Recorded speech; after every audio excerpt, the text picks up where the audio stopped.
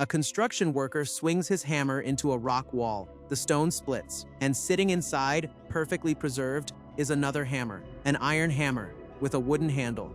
Inside rock that formed 400 million years ago. He drops what's in his hands, because that's not possible. Humans didn't exist 400 million years ago. Nothing with hands existed. The planet was still figuring out fish, and yet there it was. But that hammer? It's not even the strangest one on this list. Over the past 2 centuries, 5 objects have been pulled out of ancient rock that have absolutely no business being there. Each one triggered a global firestorm. Each one seemed to prove that everything, every history book, every museum, every scientist was either wrong or lying. Today, we go through all 5. And I'll warn you right now, the truth behind each one is going to hit harder than the mystery ever did. 1. A quiet creek outside a tiny Texas town called London, not England. London, Texas, population almost nobody. A couple named Max and Emma Hahn spot something odd sticking out of a rock formation on the bank. A piece of wood, coming out of solid stone.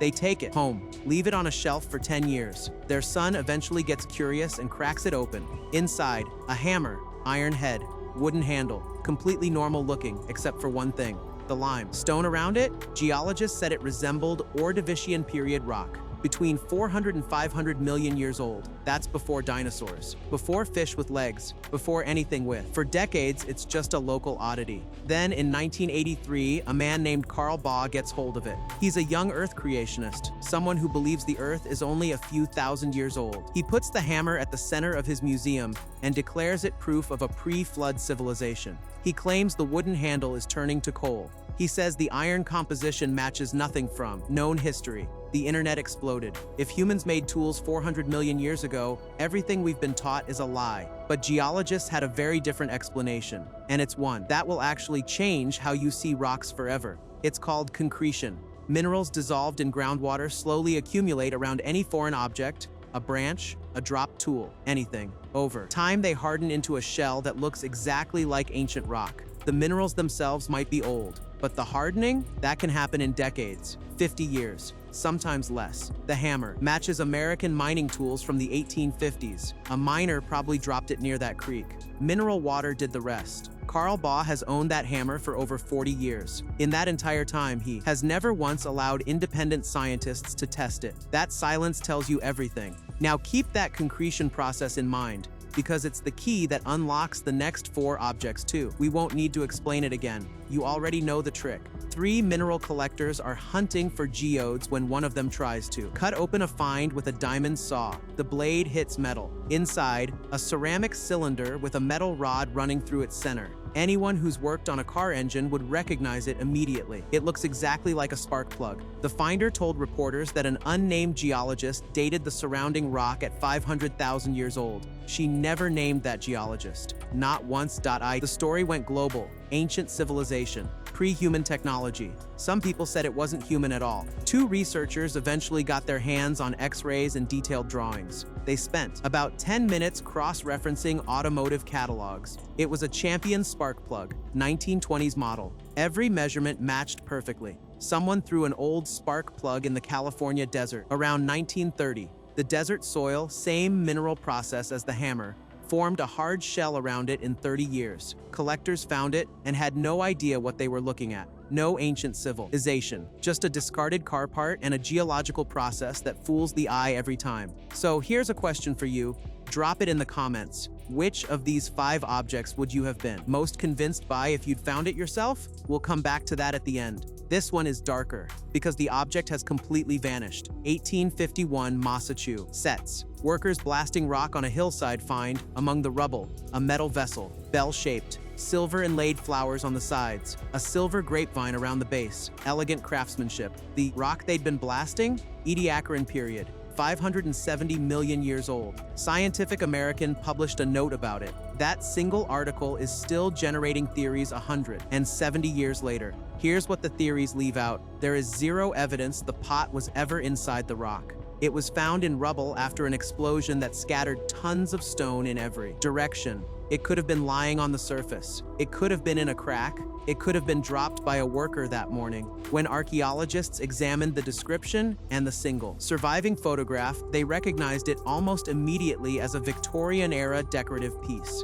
Nearly identical objects exist in museum collections today. And the pot itself disappeared within years of being found. No analysis, no dating, no verification. Just one newspaper note and a photograph of uncertain origin. One uncritical article. That's the entire foundation of this. Russia, the 1990s. A UFO research group called Kapoisk is collecting rock samples near a suspected meteorite site in Kalaga Oblast. One sample stops them cold, partially sticking out of the rock, an object that looks exactly like a metal screw. Regular threading, clean geometry. The rock it's embedded in, Carboniferous period, 300 million years old. The announcement went international. A bolt from 300 million years ago. Either an ancient civilization or, the version UFO enthusiasts preferred, extraterrestrial hardware. Paleontologists, however, weren't surprised at all. What they're almost certainly looking at is a fossilized crinoid stem.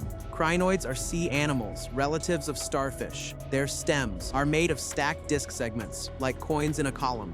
When they die and mineralize, what's left behind is a cylinder with evenly spaced rings running along its length. It looks exactly like a bolt. Geologists find these by the thousands worldwide. Any paleontologist identifies one in seconds. Kosmopoisk never allowed independent experts to examine the sample, never released its composition, never submitted it for international review. In science, there's a simple rule. If you claim a revolutionary discovery but refuse to let anyone verify it, the refusal is your answer. And now the one that's different from all the others. This one still exists. You can go see it right now. Austria, 1885. A foundry worker named Riedel is breaking apart a block of brown coal. Inside, he finds a metal object, roughly cube-shaped, a deep groove running all the way around it, about 6 centimeters across. The coal it was found in dates to somewhere between 20 and 60 million years old. A geology professor reported it in the journal Nature the following year. He suggested it might be a meteorite fragment. Paranormal comment. It is ignored that part.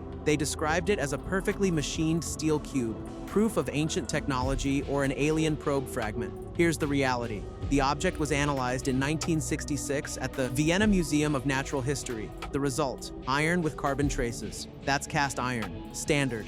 Unremarkable. The most straightforward explanation is that it's a meteorite fragment, which can end up embedded in sedimentary layers as those layers form over millions of years. And the claim that it mysteriously disappeared, supposedly hidden by scientists covering up the truth, completely false. The Salzburg cube sits in the Heimathaus Museum in Vöcklabruck, Austria, right now. A cast of it is on display in Linz. Anyone can visit. When you see the actual photograph, the breathless descriptions fall apart. It's a lumpy, asymmetric piece of iron with uneven edges and surface dents. It looks like a meteorite fragment or foundry waste. The description was shaped to fit the theory, not the other way around. And that's always the tell. 5 objects, 5 stories. All of them generated theories about lost civilizations and alien visitors. And all 5, when examined, without the drama, pointed somewhere mundane and fascinating at the same time. What connects every single one of these cases? Not one was found by a professional archaeologist in a controlled excavation. Every object was discovered by accident, by miners, tourists, collectors, people with no geological training and no way to document what they actually found. The age was always as signed to the surrounding rock, not to the object. And rock is not a sealed time capsule. It cracks. Water moves through it. Minerals harden around whatever they find. A modern object can end up inside ancient stone in a human lifetime. And not one of these artifacts ever passed a full independent scientific test. Either the object vanished, or the owner refused to allow testing, or the study was done by the same people who owned the claim. Here's the deeper question this leaves you with. If a genuine ancient civilization had existed, not one hammer, not one bolt, but an actual civilization, it would have left millions of traces. We find fossilized worm tracks from 500 million years ago. We find dinosaur feather impressions. We find pollen from plants that vanished before humans appeared. In 2 centuries of searching, this is what we have. 5 questionable objects, none of which survived scrutiny. That's not evidence. That's noise. Now tell me, in the comments, which of these 5 had you most convinced? convinced? And which do you think is actually the hardest to explain away? Because there's a reason humans keep finding mystery in ancient rock, and that reason might say more about us than it does about the rocks. See you in the next one.